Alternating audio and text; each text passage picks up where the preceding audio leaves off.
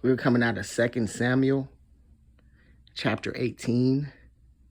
And David numbered the people that were with him and set captains of thousands and captains of hundreds over them. And David sent forth a third part of the people under the hand of Joab, and a third part under the hand of Abishai, and the son of Zorah, Joab's brother, and a third part under the hand of Ittai the Gittite. And the king said unto the people, I will surely go forth with you myself also. But the people answered, Thou shalt not go forth, for if we flee away, they will not care for us.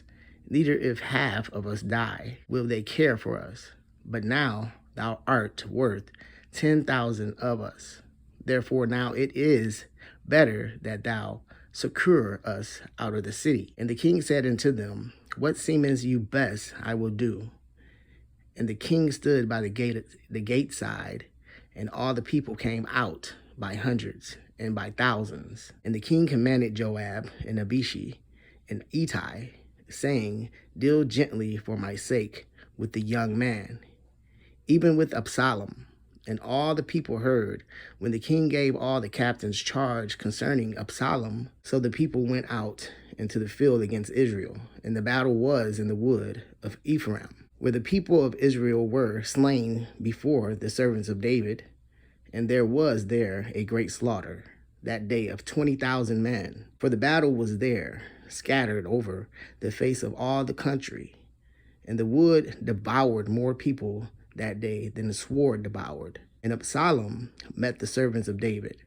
And Absalom rode upon a mule, and the mule went under the stick boughs of a great oak, and his head caught hold of the oak, and he was taken up between the heaven and the earth. And the mule that was under him went away. And a certain man saw it, and told Joab, and said, Behold, I saw Absalom hang in an oak. And Joab said unto the man that told him, And behold, thou sawest him, and why didst thou not smite him there to the ground? And I would have given thee 10 shekels of silver and a girdle. And the man said unto Joab, Though I should receive 1,000 shekels of silver in my hand, yet would I not put forth my hand against the king's son. For in our hearing the king charged thee and Abishai and Ittai, saying, Beware that none touch the young man Absalom. Otherwise I should have wrought falsehood against my own life. For there is no matter hid from the king, and thou thyself wouldest have set thyself against me. Then said Joab, I may not tarry thus with thee. And he took 3 darts in his hand, and thrust them through the heart of Absalom, while he was yet alive in the midst of the oak. And 10 young men that bare Joab's armor compassed about, and smote Absalom, and slew him. And Joab blew the trumpet, and the people returned from pursuing after Israel. For Joab held back the people, and they took Absalom and cast him into the great pit in the wood, and laid a very great heap of stones upon him. And all Israel fled every one to his tent. Now Absalom in his lifetime had taken and reared up for himself a pillar, which is in the king's dell. For he said, I have no son to keep my name in remembrance. And he called the pillar after his own name. And it is called unto this day Absalom's place. Then said Ahimaaz, the son of Zadok, Let me now run and bear the king tidings, how that the Lord hath avenged him of his enemies. And Joab said unto him, Thou shalt not bear tidings this day, but thou shalt bear tidings another day. But this day thou shalt bear no tidings, because the king's son is dead. Then said Joab to Cushai, Go tell the king what thou hast seen. And Cushai bowed himself unto Joab and ran. Then said Ahimaaz, the son of Zadok, yet again to Joab, But howsoever, let me, I pray thee, also run after Abishai. And Joab said, Wherefore wilt thou run, my son, seeing that thou hast no tidings ready? But whosoever, said he, let me run.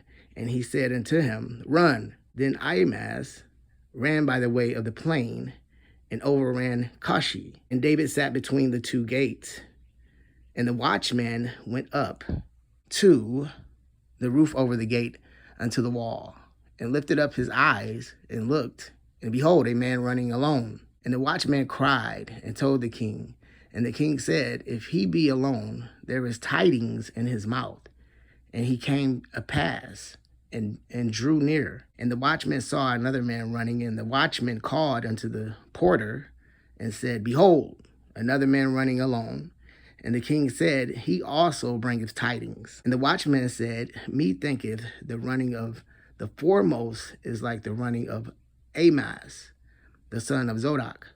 And the king said, He is a good man, and cometh with good tidings. And Ahimaaz called, and said unto the king, All is well. And he fell down to the earth upon his face before the king, and said, Blessed be the Lord thy God, which hath delivered up the man that lifted up their hand against my lord the king. And the king said, Is the young man Absalom safe? And Ahimaaz answered, When Joab sent the king's servant, and me thy servant, I saw a great tumult, but I knew not what it was. And the king said unto him, Turn aside and stand here. And he turned aside and stood still. And behold, Koshi came, and Koshi said, Tidings, my lord the king, for the Lord hath avenged thee this day of all them that rose up against thee. And the king said unto Koshi, Is the young man Absalom safe? And Koshi answered, The enemies of my lord the king, and all that rise against thee to do thee hurt, be as that young man is. And the king was much moved, and went up to the chamber over the gate, and wept. And as he went, thus he said, O my son Absalom, my son Absalom, would God I had died for thee. Absalom, my son, my son.